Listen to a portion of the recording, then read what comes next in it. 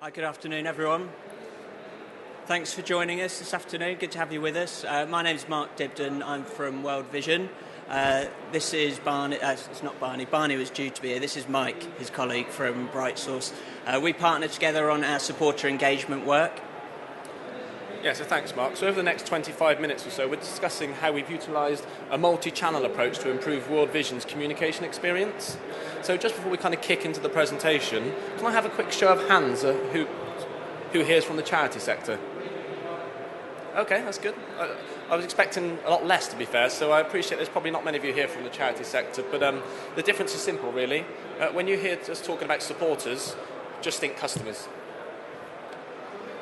And for those who are from the charity sector as well, or not, when it's the same, really. I mean, we're rather than profits going to shareholders, profits are going to help the children we work with. So similar ideas, different terminology, perhaps. Great, so firstly, just a very brief intro to World Vision. World Vision are the world's largest overseas aid charity. They're not so well known in the UK. About 2% of people perhaps know us. 1% of people think we're an eye care charity, which isn't very encouraging. But we work with children, child protection, child health. In the UK, the majority of our income comes from our child sponsorship product. So we have 100,000 sponsors who pay around about £23 a month to sponsor a child. For us, child sponsorship is a fantastic way of helping individuals connect with the people that they're helping. We're helping an individual connect with a child that they're helping in one of the world's poorest communities. And then just a very brief backdrop to set the context of what we're going to talk about. Global poverty continues to rise, I'm sure we know that, and we know that it's the children who are worst affected by that. So we had a big 5-year strategy, which we're sort of halfway into, which involves more than doubling our supporter base by 2015 to meet the challenge of the rise in global poverty. So it's aiming to engage 500,000 supporters and changing the lives of 8 million children for the better. And for us, a transformed supporter experience or customer experience is truly at the heart of this growth strategy. Not just acquiring more supporters and keeping them for longer, but really helping our supporters to see the difference that they're making and ensuring that their lives are enriched through the process of sponsoring a child. Or in words perhaps more familiar, as we're hearing a lot of today, about putting the customer first. So, big objectives for our 5-year strategy, but we face two fundamental challenges at World Vision as well, perhaps familiar to a few of you here involved in customer communications. So firstly, our supporter marketing was too much about us. The starting point was us, rather than the wants and needs of our individual supporters. And secondly, as is very common in the charity sector, and I don't know about where you come from, we relied very heavily on paper-based communications for those conversations. So at World Vision we recruit around 1,500 sponsors per month on a continual basis, and our approach had always been to fit them into quite a calendarised programme of direct mail activity. We would send supporters direct mail packs around our internal campaign planning. In a particular month when we had the staff time and resource to run a campaign, that's when the supporters got it. On top of this, the world around us is continuing to change. I'm sure we're all feeling the effects of the recession, and trying to fundraise within that is a huge challenge for us.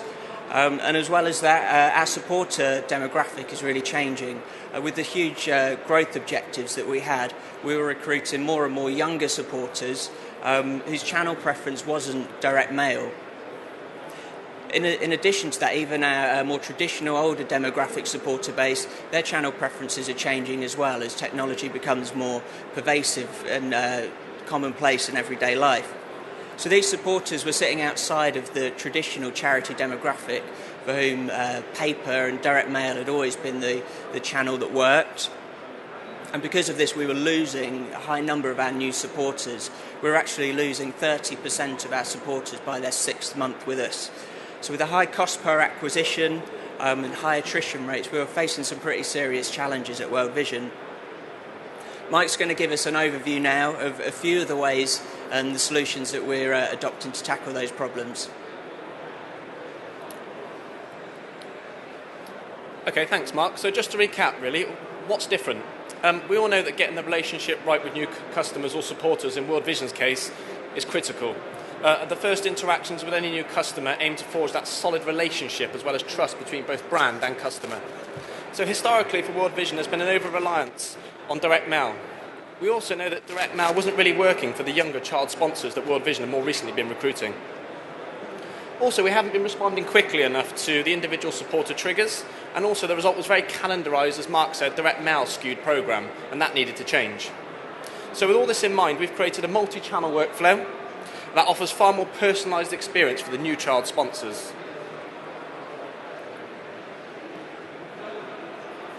There are two aspects of this which take us away from the old way of doing things. So firstly, we stopped trying to shoehorn communications into planned campaigns, and these usually would historically been run very manually.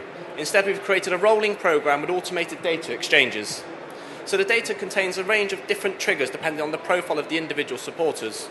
So examples of potential contact points you'll see on this slide here would have been in the past sent as separate planned mailing campaigns. Instead, these are sent on a rolling basis according to triggers for individual supporters. The next best action for each supporter is also worked out according to things like how they were recruited, how they've engaged so far, and also how the individual profile their sponsored child. So the first fundamental thing we've done is move away to a one-to-many campaign and also rolled it into a very much directed by the supporters events. So the first big change, as I mentioned, was to move away from a clunky planned campaign mailing to an automated weekly trigger event. And that approach involved no manual intervention. And so secondly, we've needed to find a way of integrating digital as well as paper conversations.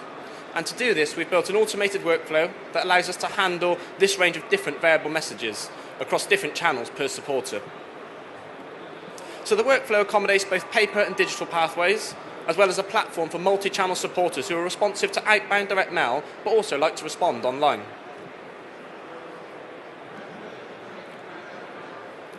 So effectively, we've gone from a very manual project-based approach to handling direct mail to a rolling automated programme that works across multiple channels.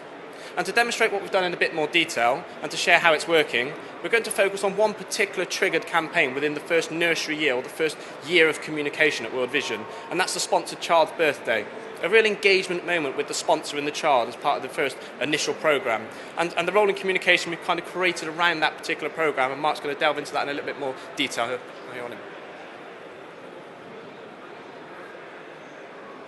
Thanks, Mike. Let's click on, bear with me. Great, so hopefully this birthday card example will give you put a bit more meat on what all those words and slides look like. A key moment for our sponsor is that sponsored child's first birthday, and at World Vision we'd built a sort of historically quite a successful campaign around this. The concept's quite simple. When the child's birthday is due, we send the sponsor a personalised card with their sponsored child's name on it. We ask them to fill it in and send a little message for their sponsored child. They send it back to us, and we then send that card on to the sponsored child wherever they live. And at the same time, we ask the sponsor if they want to make an additional donation to help other children around the world. Very simple concept, but at its high point, we were getting response rates from direct mail of over 50%. That was just from direct mail, and we were generating an additional £1 million of funding every year from this campaign. And what's more, we know that supporters who engaged in this way by building a relationship with their sponsored child would remain loyal for longer. So a really key one to get right. But as I said before, the world around us was changing. We were doing what we had always been doing, but getting declining return on our investment of this campaign. The single channel direct mail approach just wasn't working for us. Poor performance as well was also compounded by a very manual, infrequent approach to the mailings. So we would run 6 mailing campaigns every year where we'd batch up birthdays of 2 months and send those mailings to the supporters. So from the supporters' perspective, it meant they could be receiving a birthday card for their child for a birthday 3 or 4 months in advance. So that lack of urgency and relevancy, we suspected as well, was reducing response rates. And from our perspective, running 6 campaigns manually every year is a huge amount of time. There's always that chance of error that comes with that many manual processes as well. So Mike's now going to just show you a bit more how the multi-channel workflow was built around that campaign to ensure that the birthday card campaign became more timely, urgent and relevant for our sponsors. Thanks, Mark. Okay, so before looking at different aspects of the birthday communication in a bit more detail, let's look at how the automated workflow fits together. So firstly, we have a routine in place that interrogates the data and isolates the birthday records from other trigger-based communications. And this happens on a weekly basis. And we look and decide that the data records that we receive, which are suitable for both outbound direct mail packs, which will receive outbound email, but also who will receive a combination of the two. So let's first look at the outbound direct mail workflow. We link the data processing workflow to our GMC composition tool and create a very personalised letter, reply form, and personalised card. Importantly, we also incorporate a Pearl that's also included in the direct mail pack, giving the sponsor an option to create their personalised birthday card online if they prefer. The pack is then mailed to the supporter, inviting the sponsor to send back their card with a message for the sponsored child, together with an individual donation. The cards are ultimately then sent back with the sponsor's personal message to World Vision, who then send and distribute the cards to individual children.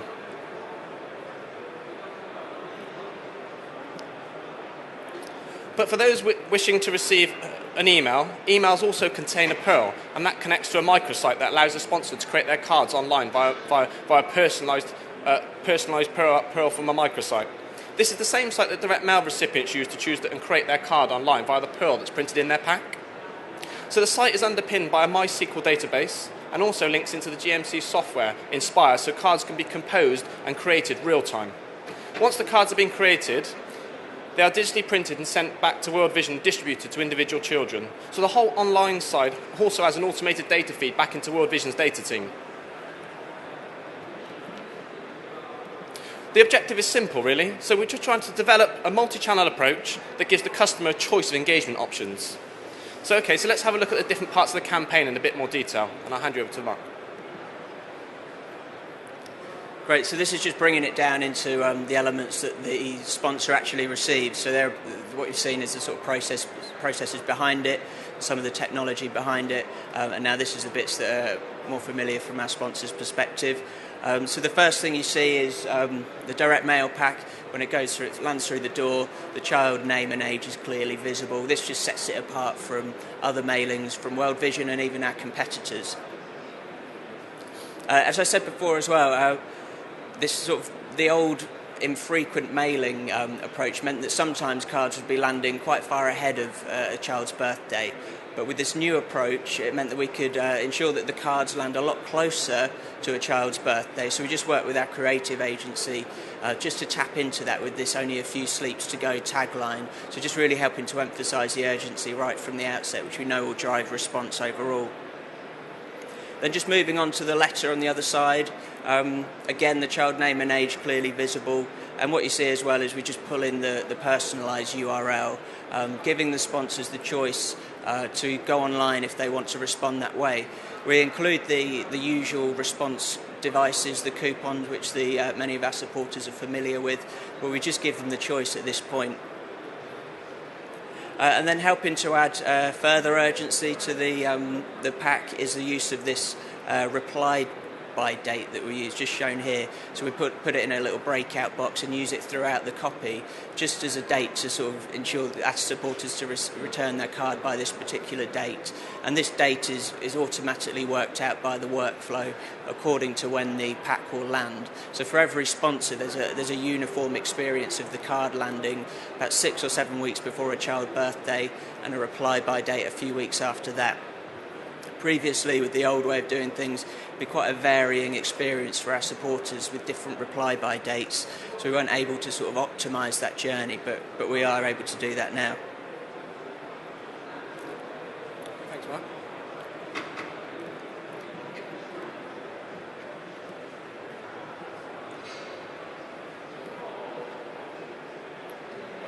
Okay, so here underlined in orange you can see all the parts of the letter that include some kind of unique personalisation or data logic. Prior to automation, this kind of personalisation would be set up on a very manual process. It would be run every quarter, as Mark suggested, but now it's an automated composition process happening every week with a minimum of project management overhead. a really important cost consideration here. So with data continually becoming richer and richer, it's imperative that we avoided excessive proofing, manual campaign, and also account management costs that would require if you had to run this campaign on a rolling manual basis. Great, just to show another couple of elements within the pack, we've got the birthday card shown here, which just makes use of the child name and age, pulls that in. We want to create something quite unique for the sponsor that adds a bit of value, something they can't get on the high street, just to add that urgency to return it.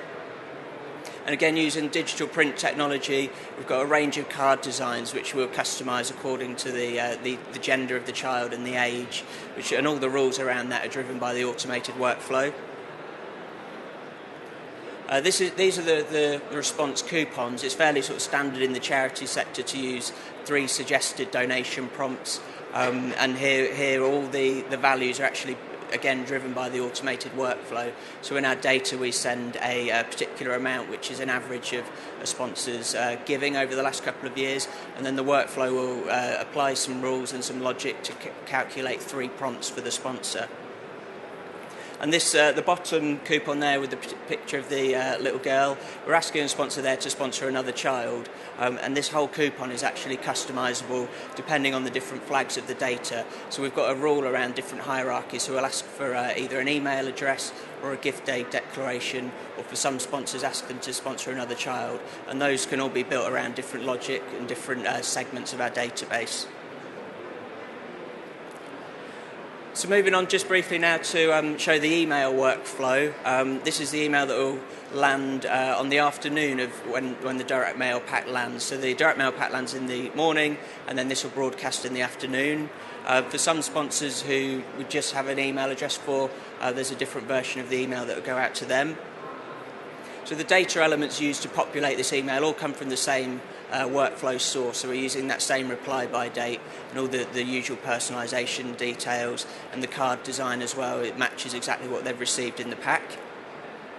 And this first email really is just a signpost to let the sponsor know that they've received their card, and gives them the choice that they can post the card back to us or respond online. It's not an urgent drive to click through to create your card online. It's just signposting the fact that it's now the child's birthday, so it's quite sort of channel neutral in that sense. And we've seen with this email that it will actually drive response, obviously online, but also people where they choose to respond offline, where we do have an email address, this will drive response offline as well.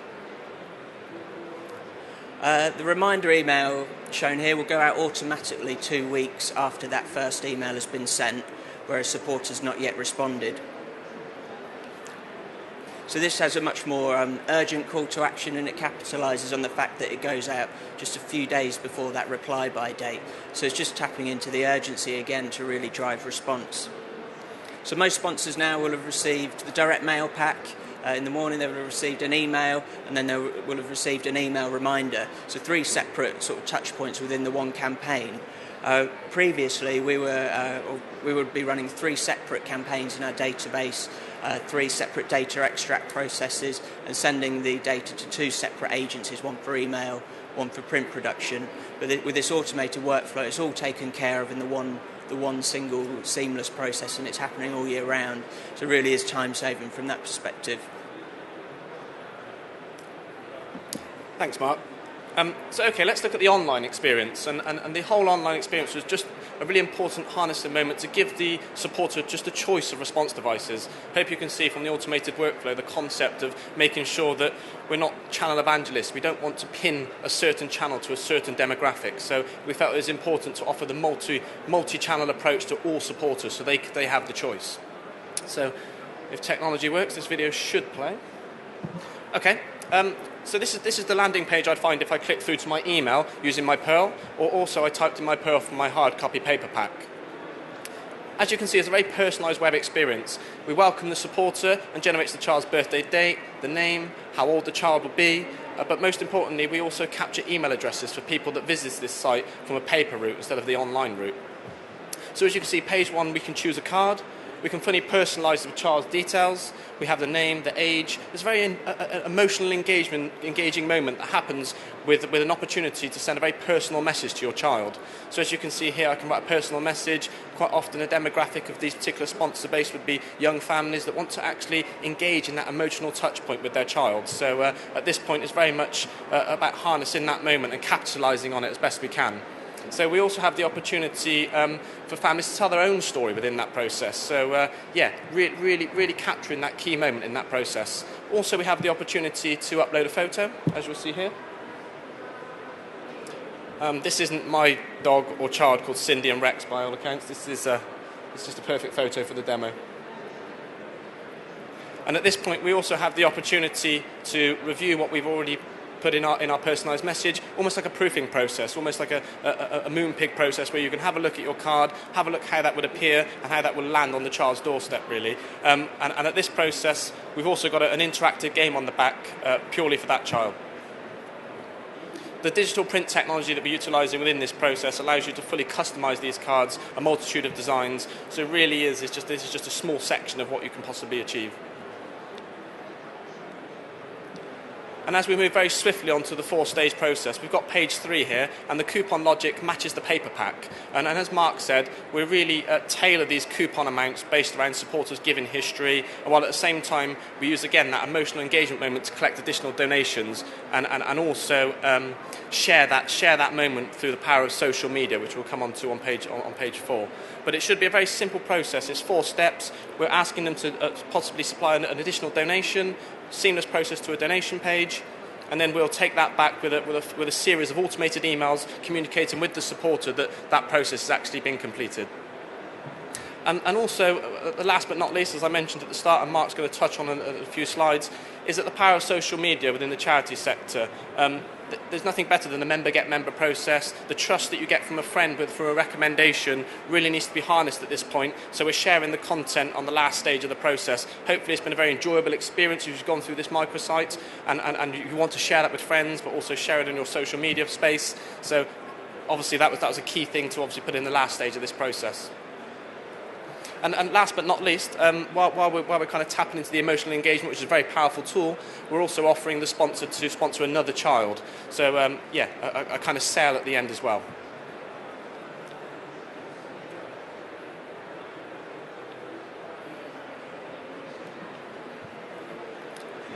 So behind the site sits a bespoke dashboard of World Vision Supporter Care Department that basically allows them to monitor the results real time.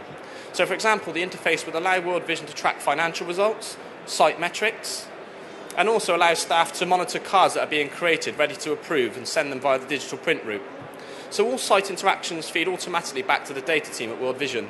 So there's no lag between supporter interactions and a data team working out the campaign reports and or the next best action for the supporters.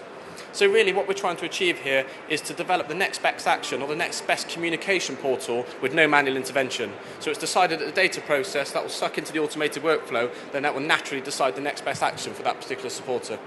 I'll hand you over to Mark to provide some results of how we've harnessed all the multi-channel activity. Great, thanks, Mike. So that's how it all works. But does it work? Is it improving our income? Are we engaging our new, younger audiences? So a bit of background leading up to that. We have seen a huge response, as you can imagine, in the area of email reminders, relatively new to us. Just that urgency that we're able to create with it going out so close to that reply by date really is driving response. So the graph here shows we always see a spike in responses. Using that personalised URL in an email is a really instant, cost-efficient way of delivering a reminder campaign. We've always found with postal reminders that they were quite expensive, a bit cumbersome to deliver, and could always cross over in the post with a supporter's response anyway. So it never felt good from a supporter's perspective to receive that. It seemed like an extra cost. Whereas with email, it's instant and very cost-efficient to produce.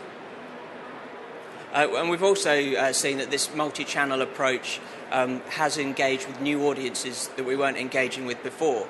So the email and microsite, we've seen from our traditional supporter base, about 10% of those transferring their giving preference to go online and using the microsite. So it's quite a good take-up from the older demographic. but actually from the newer sponsors, we've seen double that, so 20% of those responses are completed online. And a lot of this is new responses as well, so we're generating new income from connecting with these supporters in new ways that we just weren't able to capitalise on before. We've made some incremental gains as well in driving up the average donation with all the technology behind online microsites, the sort of A/B tests that are probably familiar to a lot of you. We're able to apply those same principles to our donation page.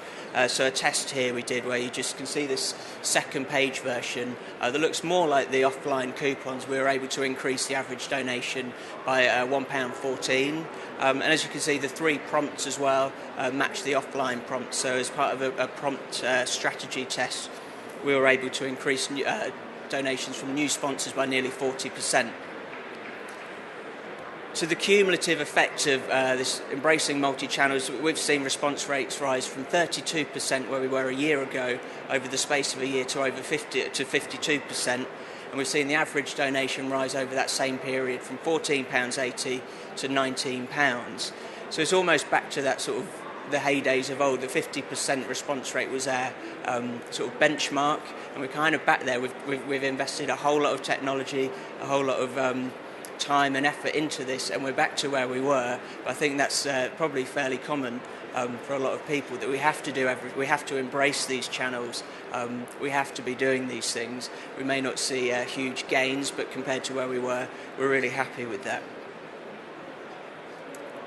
So that birthday card is just one of a number of communications in the first year of a sponsor's journey with us. Our aim is to apply a similar level of cross-channel integration and automation for each of them, and we continue to experiment with other channels just as we finish now. So obviously, as we said, we're ramping up our social media presence in particular, not only for sort of very visual feedback and response to the birthday card campaign, for example, showing photos of children with the cards. That was really popular, a bit like the sort of cute panda thing. Cute pictures of children looking at their birthday cards generates a huge interest on social media, but also embracing it by getting our sponsors who go and visit their sponsored children to write and blog and tweet about their experiences. It's really about generating authentic user-generated content and all the power that comes with that. And because we then email supporters to go and check out this content, we know who has seen that content, so we're able to track that back onto our database, and we've seen a corresponding increase in supporter satisfaction as a result of it. So we're really able to sort of scale up that work and build a business case around it. And then just very finally, as we finish, a little bit of an experiment with augmented reality to make more of our video content, really. In the countries we're working in around the world, technology is becoming more and more pervasive. As you know, so smartphone use has accelerated people's connectivity and without the need for PCs. So we're getting more and more video content in from the field. So rather than, for example, the traditional just a child photo that we'd have, something like this, we're actually getting videos of children. Now the obvious place for use of that is online, which is what we're doing, but also just experimenting with augmented reality, and a company called Layer actually have been really helpful in helping us set it up. But so we're using it online, but the majority of our supporters actually come in from the street fundraisers. I'm sure we've experienced them in one way or another.